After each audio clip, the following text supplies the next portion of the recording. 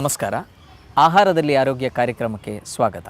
ಇತ್ತೀಚೆಗೆ ಕಂಡುಬರುವಂಥ ಭಾಳಷ್ಟು ಕಾಯಿಲೆಗಳು ತಪ್ಪು ಆಹಾರ ಕ್ರಮ ಹಾಗೂ ತಪ್ಪು ಜೀವನ ಶೈಲಿಯಿಂದ ಉಂಟು ಬರ್ತಾ ಇದೆ. ಸೊ ಈ ಕಾಯಿಲೆಗಳನ್ನೇ ಹೇಗೆ ಕಡಿಮೆ ಮಾಡಬೇಕು ಹಾಗೂ ಹೇಗೆ ಇದಕ್ಕೆ ಚಿಕಿತ್ಸೆ ಮಾಡಬೇಕು ಅಂತ ನಾವು ಆಹಾರದಲ್ಲಿ ಆರೋಗ್ಯ ಕಾರ್ಯಕ್ರಮದಲ್ಲಿ ಹೇಳ್ಕೊಡ್ತಾ ಬರ್ತಾ ಇದ್ವಿ. ಇವತ್ತು ಪ್ರಪಂಚದಲ್ಲಿ ಅತಿ ಹೆಚ್ಚು ಕಂಡುಬರುವಂಥ ಒಂದು ಕಾಯಿಲೆ ಆಗಿರುವ ಸೊಂಟ ನೋವು ಬಗ್ಗೆ ಡಿಸ್ಕಸ್ ಮಾಡೋಣ. ಸೊಂಟ ನೋವು ಅಥವಾ ಬ್ಯಾಕ್ ಪೇಯ್ನ್ ಇತ್ತೀಚೆಗೆ ತುಂಬ ಕಾಮನ್ ಆಗಿದೆ. ಅದರ ಕಾರಣ ಏನು? ಸೊಂಟ ನೋವಿಗೆ ಭಾಳಷ್ಟು ಕಾರಣಗಳಿದ್ದಾವೆ. ಸೊ ಅದರ ಮೇಲೆ ಸೊಂಟ ನೋವನ್ನು ನಾವು ಕ್ಲಾಸಿಫೈ ಕೂಡ ಮಾಡ್ಬೋದು. ತುಂಬ ಕಾಮನ್ ಆಗಿ ಕಂಡುಬರುವಂಥ ಸೊಂಟ ನೋವು, ಅದಕ್ಕೆ ನಾವು ಮೆಕ್ಯಾನಿಕಲ್ ಬ್ಯಾಕ್ ಪೇಯ್ನ್ ಅಂತ ಹೇಳ್ತೀವಿ. ಅದು ಸೊಂಟದಲ್ಲಿರುವ ಯಾವುದಾದ್ರೂ ಒಂದು ಸ್ಟ್ರಕ್ಚರ್ ಮೇಲೆ ಇರುವಂಥ ಒತ್ತಡದಿಂದ ಇರ್ಬೋದು, ಅಥವಾ ಅಲ್ಲಿರೋ ಮಸಲ್ ಸ್ಪ್ಯಾಸಮ್ ಅಂತ ಇರ್ಬೋದು, ಅಥವಾ ನರದ ಮೇಲೆ ಬಂದಿರೋ ಒತ್ತಡದಿಂದ ಇರ್ಬೋದು, ಬೇರೆ ಬೇರೆ ಕಾರಣಗಳಿಂದ ಇರ್ಬೋದು, ಇಲ್ಲಾಂದರೆ ಇಂಜುರಿಯಿಂದನೂ ಆಗ್ಬೋದು. ಬೇರೆ ಭಾಳಷ್ಟು ಕಾಯಿಲೆಗಳಿಂದ ಕೂಡ ಸೊಂಟ ನೋವು ಬರಲಿಕ್ಕೆ ಕಾರಣ ಆಗುತ್ತೆ. ಅದರಲ್ಲೊಂದು ಕಿಡ್ನಿ ಪ್ರಾಬ್ಲಮ್ಸ್. ಕಿಡ್ನಿಯಲ್ಲಿ ಯಾವುದಾದ್ರೂ ಸಮಸ್ಯೆಗಳಿದ್ದರೆ ಅಥವಾ ಕಿಡ್ನಿಯಲ್ಲಿ ಯಾವುದಾದ್ರೂ ಸ್ಟೋನ್ಸ್ ಇದ್ದರೆ ಕೂಡ ಸೊಂಟ ನೋವು ಬರುವಂಥ ಸಾಧ್ಯತೆಗಳಿದೆ. ಹೊಟ್ಟೆಯಲ್ಲಿ ಯಾವುದಾದ್ರೂ ಕಾಯಿಲೆಗಳಿದ್ದರೂ ಕೂಡ ಸೊಂಟ ನೋವು ಬರ್ಬೋದು. ಬೆನ್ನುರಿಯಲ್ಲಿರುವಂಥ ಎಲುಬುಗಳಲ್ಲಿ ಯಾವುದಾದ್ರೂ ಥರದ ಇನ್ಫೆಕ್ಷನ್ಸ್ ಬಂದರೂ ಕೂಡ ಸೊಂಟ ನೋವು ಬರಲಿಕ್ಕೆ ಸಾಧ್ಯತೆ ಇದೆ. ಇಲ್ಲ ಕೆಲವು ಕ್ಯಾನ್ಸರ್ಸಲ್ಲಿ ಕೂಡ ಸೊಂಟ ನೋವು ಕಂಡು ಬರ್ತಾ ಇದೆ. ಸೊ ಸೊಂಟ ನೋವು ಬಂದರೆ ಕರೆಕ್ಟಾಗಿ ಒಂದು ಡಾಕ್ಟ್ರ್ ಹತ್ರ ಕನ್ಸಲ್ಟ್ ಮಾಡಿ ಅದು ಯಾವ ಕಾರಣದಿಂದ ಬಂದಿದೆ ಅಂತ ನಾವು ಅರ್ಥ ಮಾಡ್ಕೋಬೇಕಾಗಿದೆ. ಇವತ್ತು ನಾವು ಮೆಕ್ಯಾನಿಕಲ್ ಬ್ಯಾಕ್ ಪೇಯ್ನ್ ಅಥವಾ ತುಂಬ ಕಾಮನ್ ಆಗಿ ಕಂಡುಬರುವಂಥ ಸೊಂಟ ನೋವು ಬಗ್ಗೆ ಡಿಸ್ಕಸ್ ಮಾಡೋಣ. ಸೊ ನಮ್ಮ ಬೆನ್ನುರಿಯಲ್ಲಿ ಇರುವಂಥ ಎಲುಬುಗಳನ್ನು ನಾವು ವರ್ಟಿಬ್ರೆ ಅಂತ ಹೇಳ್ತೀವಿ. ಮೊದಲನೇದಾಗಿ ನಮ್ಮ ಬೆನ್ನುರಿಯಲ್ಲಿರುವಂಥ ಸ್ಟ್ರಕ್ಚರ್ಸ್ ಬಗ್ಗೆ ನಾವು ನೋಡೋಣ. ನಮ್ಮ ಬೆನ್ನುರಿಯಲ್ಲಿ ವರ್ಟಿಬ್ರಲ್ ಕಾಲಮ್ ಅಂತ ಇದೆ. ವರ್ಟಿಬ್ರಲ್ ಕಾಲಮಲ್ಲಿ ಸರ್ವೈಕಲ್ ವರ್ಟಿಬ್ರೆ, ಥೊರಾಸಿಕ್ ಅಥವಾ ಡೋರ್ಸಲ್ ವರ್ಟಿಬ್ರೆ ಹಾಗೂ ಲಂಬಾರ್ ವರ್ಟಿಬ್ರೆ ಮತ್ತು ಸೇಕ್ರಮ್ ಆ್ಯಂಡ್ ಕಾಕ್ಸಿಕ್ಸ್, ಈ ಥರ ಬೇರೆ ಬೇರೆ ಎಲುಬುಗಳಿದೆ. ಸೊ ಒಂದು ವರ್ಟಿಬ್ರೆ ನೋಡಿದರೆ ಅದರಲ್ಲಿ ಒಳಗಡೆ ಒಂದು ಹೋಲ್ ಇರುತ್ತೆ. ಅದನ್ನು ನಾವು ಸ್ಪೈನಲ್ ಕೆನಾಲ್ ಅಂತ ಹೇಳ್ತೀವಿ. ಇದರಲ್ಲಿ ನಮ್ಮ ಸ್ಪೈನಲ್ ಕಾರ್ಡ್ ಪಾಸ್ ಆಗಿರುತ್ತೆ. ಹಾಗೂ ಒಂದು ಫೊರಾಮೆನ್ ಇರುತ್ತೆ, ಅದರಿಂದ ಸ್ಪೈನಲ್ ನರ್ವ್ಸ್ ಹೊರಗೆ ಬಂದಿರುತ್ತೆ. ಆ್ಯಂಡ್ ಲ್ಯಾಮಿನಾ ಮತ್ತು ಫೇಸೆಟ್ ಜಾಯಿಂಟ್ಸ್ ಅಂತ ಇರುತ್ತೆ. ಸೊ ಸೊಂಟ ನೋವು ಬರಲಿಕ್ಕೆ ಭಾಳಷ್ಟು ಕಾರಣಗಳಿದೆ, ನಾನು ಹೇಳಿದ್ದೇನೆ ಈಗಾಗಲೇ. ಸೊ ಅದರಲ್ಲೊಂದು ಆರ್ಥರೈಟಿಸ್ ಇರ್ಬೋದು, ಸೌಕಳಿ. ಈ ಫ್ಯಾಸೆಟ್ ಜಾಯಿಂಟ್ಸ್ ಏನಿದೆ ಅದರಲ್ಲಿ ಬರುವಂಥ ಸೌಕಳಿಯಿಂದ ಕೂಡ ನಮಗೆ ಸೊಂಟ ನೋವು ಬರಲಿಕ್ಕೆ ಕಾರಣ ಇದೆ. ಅದು ಯೂಶ್ವಲಿ ಎಲ್ಡರ್ಲಿ ಪೀಪಲ್, ವಯಸ್ಸಾದಂಥವರಲ್ಲೇ ಹೆಚ್ಚು ಕಂಡು ಬರುವಂಥ ಒಂದು ಪ್ರಾಬ್ಲಮ್. ತುಂಬ ಕಾಮನ್ ಆಗಿ ನಾವು ಕಾಣುವಂಥದ್ದು ಯಾವುದು ಅಂದರೆ ಸಯಾಟಿಕಾ, ಇಲ್ಲಾಂದರೆ ಡಿಸ್ಕ್ ಬಲ್ಜಾಗಿ ನರದ ಮೇಲೆ ಕಂಪ್ರೆಷನ್ ಬಂದು ಕಾಲಿಗೆ ಸೆಳೆತ ಬರುವಂಥ ಒಂದು ಕಂಡೀಷನ್. ಸೊ ಇದಕ್ಕೆ ಕಾರಣ ಏನು? ಸೊ ಅದಕ್ಕೆ ನಾವು ಮೇನ್ ರೀಸನ್ ಇಂಟರ್ವರ್ಟಿಬಲ್ ಡಿಸ್ಕ್ ಬಲ್ಜ್ ಅಂತ ಹೇಳ್ತೀವಿ. ಸೊ ಈ ಪ್ರತಿಯೊಂದು ವರ್ಟಿಬಲ್ ಬಾಡಿ ಮಧ್ಯದಲ್ಲಿ ಇಂಟರ್ವರ್ಟಿಬಲ್ ಡಿಸ್ಕ್ ಅಂತ ಇರುತ್ತೆ. So intervertebral disc acts as a cushion. ನಾವು ಯಾವುದೇ ಆ್ಯಕ್ಟಿವಿಟಿ ಮಾಡುವಾಗ ಕೂಡ ಅದರಿಂದ ಬರುವಂಥ ಒತ್ತಡವನ್ನು ಬೇರ್ ಮಾಡುವಂಥ ಒಂದು ಸೆಮಿ ಸಾಲಿಡ್ ಸ್ಟ್ರಕ್ಚರ್ ಅಂತ ನಾವು ಇದನ್ನು ಹೇಳ್ಬೋದು. ಸೊ ಇಂಟರ್ವರ್ಟಿಬಲ್ ಡಿಸ್ಕಲ್ಲಿ ಸೆಂಟ್ರಲ್ಲಿ ಅದರ ನ್ಯೂಕ್ಲಿಯಸ್ ಅಂತ ಇರುತ್ತೆ. ಅದರ ಸುತ್ತಲೂ ಒಂದು ಫೈಬ್ರಸ್ ಟಿಶ್ಯೂ ಕಾಲ್ಡ್ ಆಸ್ ಆ್ಯನುಲಸ್ ಅಂತ ಇರುತ್ತೆ. ಸೊ ಯಾವುದಾದ್ರೂ ಒಂದು ಸಡನ್ ಆಗಿರುವಂಥ ಒಂದು ಆ್ಯಕ್ಟಿವಿಟಿ ಮಾಡಿದಾಗ ಅಥವಾ ಒಂದು ಹೆಚ್ಚಿಗೆ ಪ್ರೆಷರ್ ಬಿದ್ದಾಗ, ಇಲ್ಲ ನಾವೆಲ್ಲೋ ಜಾರಿ ಬಿದ್ದಾಗ ಏನಾಗುತ್ತೆ, ಈ ಇಂಟರ್ವರ್ಟಿಬಲ್ ಡಿಸ್ಕಲ್ಲಿ ಎಕ್ಸಸ್ ಪ್ರೆಷರ್ ಬೀಳುವುದರಿಂದ ಇಂಟರ್ವರ್ಟಿಬಲ್ ಡಿಸ್ಕ್ ಬಲ್ಜ್ ಆಗುತ್ತೆ. ಸೊ ಈ ಇಂಟರ್ವರ್ಟಿಬಲ್ ಡಿಸ್ಕ್ ಬಲ್ಜ್ ಆದಾಗ ಅದರಿಂದ ಆ ಸ್ಪೈನಲ್ ಕೆನಾಲಿಂದ ಬರುವಂಥ ಈ ಸ್ಪೈನಲ್ ಫೊರಾಮೆನಿಂದ ಬರುವಂಥ ನರಗಳೇನಿದೆ ಅಥವಾ ನಮ್ಮ ಕೋಡಾ ಇಕ್ವೈನಾ ಅಂತ ಹೇಳ್ತೀವಿ, ಒಂದು ಗ್ರೂಪ್ ಆಫ್ ನರ್ವ್ಸು, ಅದರ ಮೇಲೆ ಸಣ್ಣಕ್ಕೆ ಪ್ರೆಷರ್ ಬೀಳುತ್ತೆ.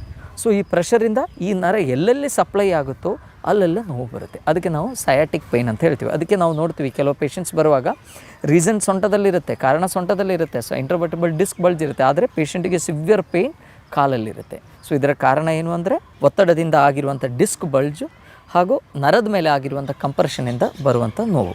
ಸೊ ಈ ಥರ ಕಾಯಿಲೆಗಳನ್ನು ನಾವು ಹೇಗೆ ಟ್ರೀಟ್ ಮಾಡಬೇಕು? ಸೊ ಕೆಲವು ಕೇಸಸಲ್ಲಿ ಡಿಸ್ಕ್ ಹರ್ನಿಯೇಷನ್ ಕೂಡ ಆಗಿರುತ್ತೆ. ಆ ಡಿಸ್ಕ್ದು ನ್ಯೂಕ್ಲಿಯಸ್ ಏನಿದೆ ಅದು ಹರ್ನಿಯೇಟ್ ಆಗಿ ಹೊರಗೆ ಬಂದು ಈ ನರಗಳ ಮೇಲೆ ಒತ್ತುತ್ತಾ ಇರುತ್ತೆ. ಸೊ ಈ ಥರ ಪ್ರಾಬ್ಲಮ್ಸಲ್ಲಿ ನರ್ವ್ ಇನ್ವಾಲ್ವ್ಮೆಂಟ್ ಇರುತ್ತೆ. ಸೊ ನರದ ಮೇಲೆ ಒತ್ತಡ ಆಗಿದ್ದಕ್ಕೆ ಆ ನರ ಎಲ್ಲೆಲ್ಲಿ ಸಪ್ಲೈ ಆಗುತ್ತೆ ಅಲ್ಲೆಲ್ಲ ನೋವು ಬರುತ್ತೆ. ಸೊ ಭಾಳಷ್ಟು ಟೈಪ್ಸ್ ಇದೆ. ನಾನೀಗ ಹೇಳ್ದಂಗೆ ಒಂದು ಸಯಾಟಿಕ್ ಪೇಯ್ನ್ ಇರ್ಬೋದು, ಇಲ್ಲಾಂದರೆ ಲಂಬಾರ್ ಸ್ಪಾಂಡೆಲೋಸಿಸ್ ಅಂತ ಏನು ಹೇಳ್ತೀವಿ, ಅಂದರೆ ನಾನು ಹೇಳ್ದಂಗೆ ಫೇಸೆಟ್ ಜಾಯಿಂಟ್ಸಲ್ಲಿ ಬರುವಂಥ ಆರ್ಥರೈಟಿಸ್. ಆ ಫೇಸೆಟ್ ಜಾಯಿಂಟ್ಸ್ ಏನಿದೆ ನಮ್ಮ ಬೆನ್ನುರಿಯಲ್ಲಿ ಎಲ್ಲ ವರ್ಟಿಬ್ರೆಯಲ್ಲೂ ಈಕ್ವಲ್ ಆಗಿರುವ ಮೊಬಿಲಿಟಿ ಇಲ್ಲ.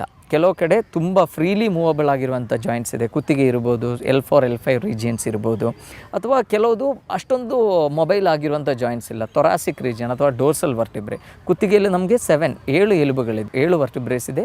ಅದೇ ಥರ ಥೊರಾಸಿಕ್ಕಲ್ಲಿ 12 ವರ್ಟಿಬ್ರೇಸ್ ಇದೆ, ಹಾಗೂ ಲಂಬಾರಲ್ಲಿ 5 ವರ್ಟಿಬ್ರೇಸ್ ಇದೆ. ಸೊ ಈ ವರ್ಟಿಬ್ರೆ ಮಧ್ಯದಲ್ಲಿರುವಂಥ ಡಿಸ್ಕಲ್ಲಿ ಪ್ರಾಬ್ಲಮ್ ಬಂದರೂ ನಮಗೆ ಸೊಂಟ ನೋವು ಬರುತ್ತೆ.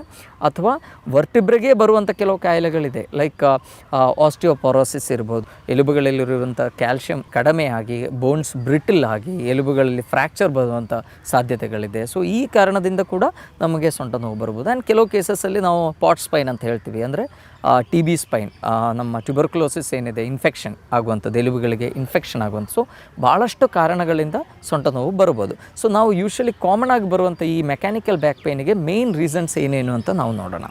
ಅದರಲ್ಲಿ ಮೊದಲನೇದಾಗಿ ರಾಂಗ್ ಪೋಸ್ಚರ್. ನಾವು ಯಾವಾಗಲೂ ಕೂತ್ಕೊಂಡಿರುವಾಗ ನಾವು ನೆಟ್ಟಾಗಿ ಕೂತ್ಕೊಂಡಿರಲ್ಲ. ಆ್ಯಂಡ್ ಈಗ ಅಂತೂ ಎಲ್ಲ ಹೈಟೆಕ್ ಯುಗ, ಯಾಕೆಂದರೆ ನಾವು 24 hours ಯಾವಾಗ ಕೂಡ ನಮಗೆ ಮಾತಾಡಲಿಕ್ಕೆ ಅಥವಾ ಫಿಸಿಕಲ್ ಆ್ಯಕ್ಟಿವಿಟೀಸಿಗೆಲ್ಲ ಟೈಮ್ ಇಲ್ಲ. ನಾವು ಫ್ರೀ ಇದ್ದಾಗ we are with our mobiles. So ಮೊಬೈಲಲ್ಲಿ ನೀವು ಯಾವಾಗ ಆಟ ಆಡ್ತೀವೋ ಅಥವಾ ಲ್ಯಾಪ್ಟಾಪ್ ಇಟ್ಕೊಂಡು ಯಾವಾಗ ನೀವು ಕೂತ್ಕೊಂಡಿರ್ತೀವೋ ಆವಾಗ ನಿಮ್ಮ ಕುತ್ತಿಗೆ ಹಾಗೂ ಸೊಂಟದ ಮೇಲೆ ಭಾಳಷ್ಟು ಆಲ್ಮೋಸ್ಟ್ 3 times ಹೆಚ್ಚಿಗೆ ಪ್ರೆಷರ್ ಬಿದ್ದಂಗೆ ಆಗುತ್ತೆ. ಸೊ ಇದೇ ಪೋಸ್ಚರಲ್ಲಿ ನಾವು ಅವರ್ಸ್ ಟುಗೆದರ್ ಇರ್ತೀವಿ. ಸೊ ನಾವು ಆ್ಯಕ್ಚುಲಿ ಕೂತ್ಕೋಬೇಕಾಗಿದ್ದ ಪೋಸ್ಚರ್ ಏನಿದೆ ನೆಟ್ಟಾಗಿ ಕೂತ್ಕೋಬೇಕು.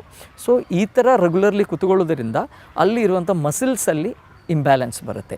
ಸೊ ನಾನು ಹೇಳ್ದಂಗೆ ವರ್ಟಿಬ್ರಲ್ ಕಾಲಮ್ ಇದೆ, ಅಂದರೆ ಎಲುಬುಗಳಿದೆ, vertebrae one above the other, disc ಇದೆ, ಆ್ಯಂಡ್ ಅದರನ್ನು ಪೊಸಿಷನಲ್ಲಿ ಇಟ್ಟುಕೊಳ್ಳುವಂಥದ್ದು ಮಸಿಲ್ಸ್ ಇರುತ್ತೆ, ಆ್ಯಂಟಿ ಗ್ರಾವಿಟಿ ಮಸಿಲ್ಸ್ ಇದೆಲ್ಲ. ಯಾಕೆಂದರೆ 24 hours ನಾವು ಎಷ್ಟೊತ್ತು ಕೂತ್ಕೊಂಡಿರ್ತೀವಿ ಅಥವಾ ಎಷ್ಟೊತ್ತು ನಡ್ಕೊಂಡಿರ್ತೀವಿ, ಎಷ್ಟೊತ್ತು ನಿಂತ್ಕೊಂಡಿರ್ತೀವಿ, ಕಂಟಿನ್ಯೂಸ್ ಆಗಿ ಮಸಿಲ್ಸಿಗೆ ವರ್ಕ್ ಇರುತ್ತೆ.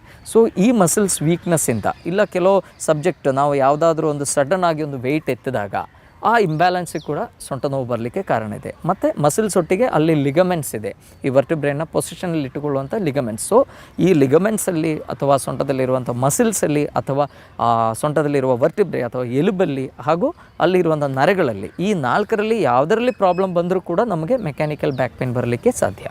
ಸೊ ನಾನು ಇಷ್ಟೊತ್ತು ಪೋಸ್ಚರ್ಸ್ ಬಗ್ಗೆ ಹೇಳಿದ್ವಿ.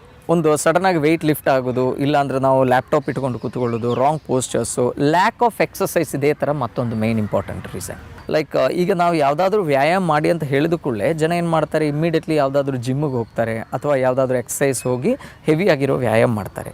ಸೊ ಆ ವ್ಯಾಯಾಮ ಮಾಡಲಿಕ್ಕೆ ಫಸ್ಟ್ ನಿಮ್ಮ ಬ್ಯಾಕಲ್ಲಿರೋ ಮಸಿಲ್ಸ್ ಅಥವಾ ನಮ್ಮ ಎಲುಬುಗಳು ಅಥವಾ ನಿಮ್ಮ disc whether it is fit enough ಅಂತ ನಮ್ಗೆ ಗೊತ್ತಿಲ್ಲ. ಯಾವುದೋ ವ್ಯಾಯಾಮ ಮಾಡಿ ಅಂತ ಹೇಳಿದ ಕೂಡಲೇ ಇಮ್ಮಿಡಿಯೇಟ್ಲಿ ಹೋಗಿ ವೆಯ್ಟ್ ಎತ್ತೋದು ಯಾವುದಾದ್ರೂ ಮಾಡಿದಾಗ ಇಮ್ಮಿಡಿಯೇಟ್ಲಿ ಅಲ್ಲಿ ಇಂಜುರಿ ಆಗಿ ಈ ಥರ ಪ್ರಾಬ್ಲಮ್ಸ್ ಆಗಲಿಕ್ಕೆ ಸಾಧ್ಯ. ಸೊ ಮೊದಲಲ್ಲಿ ಈ ಸೊಂಟ ನೋವಿಂದು ಇನ್ಸಿಡೆನ್ಸ್ ಭಾಳ ಕಡಿಮೆ ಇತ್ತು. ಯಾಕೆ? ಬಿಕಾಸ್ ನಮಗೆ ಕಂಟಿನ್ಯೂಸ್ ಆಗಿ ಮಿನಿಮಮ್ ಫಿಸಿಕಲ್ ಆ್ಯಕ್ಟಿವಿಟಿ ಇದ್ದೇ ಇತ್ತು. ಯಾಕೆಂದ್ರೆ ನೋಡಿ, ನಾವು ಎಲ್ಲ ಕಡೆ ನಡ್ಕೊಂಡು ಹೋಗ್ತಿದ್ವಿ, ನಡ್ಕೊಂಡು ಹೋಗುವಾಗ ಕೂಡ ನಮ್ಮ ಪೆಲ್ವಿಸಲ್ಲಿರುವಂಥ ಪೆಲ್ವಿಕ್ ಮಸಿಲ್ಸ್ ಎಲ್ಲ ಗಟ್ಟಿ ಆಗ್ತಿತ್ತು. ಈಗ ನಮಗೆ ಆ ಥರ ಫಿಸಿಕಲ್ ಆ್ಯಕ್ಟಿವಿಟೀಸ್ ಭಾಳ ಕಡಿಮೆ. ಎಲ್ಲೇ ಹೋಗಬೇಕು ಅಂತಿದ್ರು ಕೂಡ ನಾವು ವೆಹಿಕಲಲ್ಲಿ ಹೋಗ್ತೀವಿ. And regular use of bike. ಈಗ ನಾವು ನಮ್ಮ ಹಾಸ್ಪಿಟ್ಲಿಗೆ ಬರೋ ತುಂಬ ಪೇಷಂಟ್ಸಲ್ಲಿ ನಾವು ನೋಡ್ತೀವಿ ಕುತ್ತಿಗೆ ನೋವು ಹಾಗೂ ಸೊಂಟ ನೋವು ಬರೋದು ಬೈಕ್ ರೈಡರ್ಸಲ್ಲಿ ಹೈಯೆಸ್ಟ್. ಯಾಕೆ? ಹೊಸ ಬೈಕ್ ತೊಗೊಂಡು ಹೇಗೆ 3 ವರ್ಷದಲ್ಲಿ ನಿಮ್ಮ ಬೈಕ್ದು ಶಾಕ್ ಅಬ್ಸಾರ್ಬರ್ ಹಾಳಾಗುತ್ತೋ ಅದೇ ಥರ ಅದೇ ಆ್ಯಕ್ಷನ್ ನಮ್ಮ ಸೊಂಟದಲ್ಲಿ ಕೂಡ ಆಗ್ತಾ ಇರ್ತದೆ. ಸೊ ರೆಗ್ಯುಲರ್ಲಿ ಬೈಕ್ ಹೊಡೆಯೋದ್ರಿಂದ ಏನಾಗುತ್ತೆ, ನಮ್ಮ ಸೊಂಟದಲ್ಲಿರುವ ಡಿಸ್ಕಲ್ಲಿ ಭಾಳಷ್ಟು ಪ್ರಾಬ್ಲಮ್ಸ್ ಬರುತ್ತೆ. ನಾವು ಡೆಸಿಕೇಟೆಡ್ ಡಿಸ್ಕ್ ಅಂತ ಹೇಳ್ತೀವಿ, ಅಂದರೆ ಡಿಸ್ಕ್ ಕೆಲವು ಸಲ ಡ್ರೈ ಆಗುತ್ತೆ, ಡಿಸ್ಕಲ್ಲಿ ಬಲ್ಜ್ ಆಗೋ ಸಾಧ್ಯತೆ ಇದೆ, ನರದ ಮೇಲೆ ಒತ್ತಡ ಬರುವಂಥ ಸಾಧ್ಯತೆ ಇದೆ. ಆ್ಯಂಡ್ ಪ್ರತಿಯೊಂದು shocks, it is a shock absorber. ಹೇಗೆ ನಿಮ್ಮ ಬೈಕಲ್ಲಿ ಶಾಕ್ ಅಬ್ಸಾರ್ಬರ್ ಇದೆಯೋ ಅದೇ ಥರ ನಮ್ಮ ಬಾಡಿಯಲ್ಲಿರುವಂಥ ಒಂದು ಶಾಕ್ ಅಬ್ಸಾರ್ಬರ್ ನಮ್ಮ ಇಂಟರ್ವರ್ಟಿಬಲ್ ಡಿಸ್ಕ್. ಸೊ ಈ ಥರ ಪ್ರಾಬ್ಲಮ್ಸ್ ಬಂದರೆ ಅದನ್ನು ಹೇಗೆ ಕಡಿಮೆ ಮಾಡಬೇಕು? ಆ್ಯಂಡ್ ಸೊಂಟ ನೋವು ಬಂದಿರೋ ಪೇಷಂಟ್ಸಲ್ಲಿ ಭಾಳ ಜನರಲ್ಲಿ ನಾವು ನೋಡ್ತೀವಿ, ಅವರು ಬೊಜ್ಜಿಂದನೂ ಸೊಂಟ ನೋವು ಬರಲಿಕ್ಕೆ ಕಾರಣ ಇದೆ. ಯಾಕೆ? ಈಗ ನೀವು ನೋಡಿ, ಪ್ರೆಗ್ನೆನ್ಸಿ ಟೈಮಲ್ಲಿ ಲೇಡೀಸಲ್ಲಿ ಸೊಂಟ ನೋವು ಬರುತ್ತೆ. ಅದಕ್ಕೆ ಏನು ಕಾರಣ? ಪ್ರೆಗ್ನೆನ್ಸಿ ಟೈಮಲ್ಲಿ ಅವರ ಸೊಂಟದ ಕರ್ವೇಚರ್ ಚೇಂಜ್ ಆಗುತ್ತೆ. ಯಾವಾಗ ಹೊಟ್ಟೆ ಹೆಚ್ಚಿಗೆ ಮುಂದೆ ಬರುತ್ತೋ ಆವಾಗ ಸೊಂಟದಲ್ಲಿರೋ ಕರ್ವೇಚರ್ ಚೇಂಜ್ ಆಗಿ ಅವರಿಗೆ ಸೊಂಟ ನೋವು ಬರುವಂಥ ಕಾರಣ. ಈಗ ಪ್ರೆಗ್ನೆಂಟ್ ಅಲ್ಲ ಅಂದರೂ ಕೂಡ ಭಾಳಷ್ಟು ಜನರಿಗೆ ದೊಡ್ಡ ಹೊಟ್ಟೆ ಇದೆ. ಸೊ ಅದರಿಂದ ಏನಾಗುತ್ತೆ, ನಮ್ಮ ಸೊಂಟದಲ್ಲಿರುವ ಕರ್ವೇಚರ್ ಚೇಂಜ್ ಆಗುತ್ತೆ. ಕಂಟಿನ್ಯೂಸ್ ಆಗಿ ಅದೇ ಪೋಸ್ಚರ್ಲಿದ್ದಾಗ ಅವರಿಗೆ ಕೂಡ ಸೊಂಟ ನೋವು ಬರಲಿಕ್ಕೆ ತುಂಬ ಸಾಧ್ಯ. ಸೊ ಬೊಜ್ಜಿರೋರು, ದೊಡ್ಡ ಹೊಟ್ಟೆ ಇರೋರು ಏನು ಮಾಡಬೇಕು ಅಂದರೆ ಫಸ್ಟ್ ವೆಯ್ಟ್ ರಿಡಕ್ಷನ್ ಪ್ಲ್ಯಾನ್ ಮಾಡ್ಕೋಬೇಕು. ವೆಯ್ಟ್ ರಿಡಕ್ಷನ್ ಪ್ಲ್ಯಾನ್ ಮಾಡಿದರೆ ಭಾಳಷ್ಟು ಸೊಂಟ ನೋವನ್ನು ಕಡಿಮೆ ಮಾಡ್ಬೋದು. ಮತ್ತೊಂದಂದರೆ ಸಾಫ್ಟ್ ಮ್ಯಾಟ್ರಸ್ ಯೂಸ್ ಮಾಡೋದು. ಭಾಳ ಸಾಫ್ಟಾಗಿರೋ ಮ್ಯಾಟ್ರಸ್ ಯೂಸ್ ಮಾಡಿದ್ರು ಕೂಡ ಸೊಂಟ ನೋವಿಗೆ ಕಾರಣ. ಯಾಕಂದರೆ ನಾವು ಇಡೀ ರಾತ್ರಿ ಮಲಗಿರ್ತೀವಿ, ನಮ್ಮ ಲಂಬಾರ್ ಕರ್ವೇಚರೆಲ್ಲ ಚೇಂಜ್ ಆಗಿರುತ್ತೆ. ಸೊ ಅದರಿಂದ ಕೂಡ ಬೆಳಗ್ಗೆ ಏಳುವಾಗ ಸ್ಟಿಫ್ನೆಸ್ ಹಾಗೂ ಸೊಂಟ ನೋವು ಬರಲಿಕ್ಕೆ ಸಾಧ್ಯತೆ ಇದೆ. ಸೊ ಈ ಸೊಂಟ ನೋವನ್ನು ನಾವು ಹೇಗೆ ಕಡಿಮೆ ಮಾಡ್ಬೋದು?